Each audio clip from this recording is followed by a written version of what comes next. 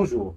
Dans cette vidéo, on va utiliser les propriétés de l'ordre pour calculer des limites qui ne sont pas calculables généralement directement.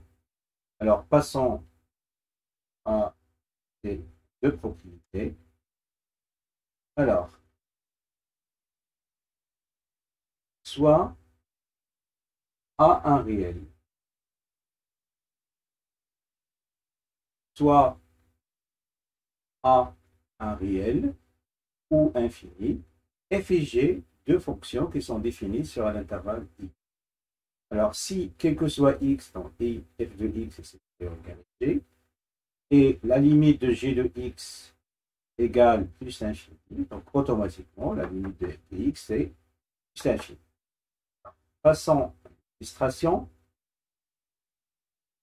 Alors, sur l'axe réel, supposons que, voilà, vu qu'on a f de x est supérieur à g de x, donc f de x est placé devant g de x, comme ça, f de x est supérieur à g de x. Alors, lorsque g de x tend vers plus l'infini, il va trouver devant lui f de x, elle va l'entraîner vers plus l'infini. Alors, voilà les illustrations suivantes. Supposons que g de x, elle va vers plus infini en prenant un quart. Donc, il se trouve devant lui f de x, elle va l'entraîner vers plus l'infini. Propriété. Alors, si maintenant, on a f de x est inférieur ou égal à g de x, et la limite de g de x, c'est moins l'infini. Donc, automatiquement, la limite de f de x, c'est moins l'infini. Alors, dans ce cas, f de x est inférieur à g de x. Ça veut dire que f de x, il est placé avant g de x. Alors, si g de x tend vers plus l'infini, donc on ne peut rien dire concernant f de x. Mais si f de x tend vers moins l'infini, elle va trouver devant lui f de x. Donc, il va l'entraîner aussi vers moins l'infini. Alors, reprenons l'illustration réciproque de l'illustration précédente.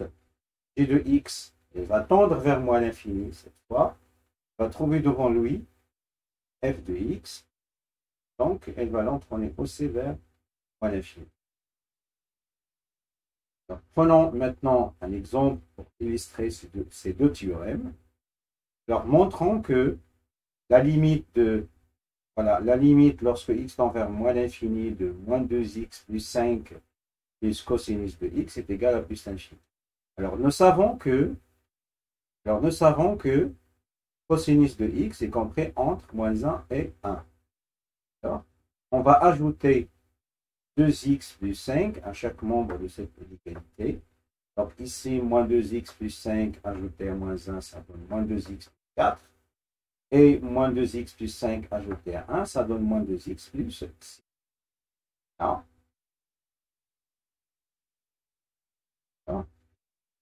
or, on sait que la limite de cette quantité, quand x tend vers moins l'infini, c'est égal à plus l'infini, et f de x est supérieur à g de x, cette fonction qui joue le rôle de g de x.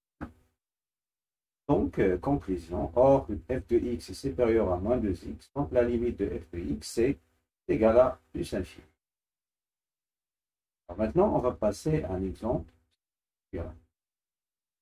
Alors, montrons que la limite lorsque x tend vers 0 moins, de 1 sur x à la puissance 3, plus sinus de 1 sur x, lorsque x tend vers 0 moins, est égal à moins l'infini.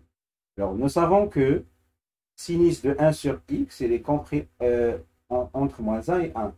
Mais nous, on va intéresser justement par l'inégalité de droite. Alors, et puis, on va ajouter 1 sur x à chaque membre de cette inégalité.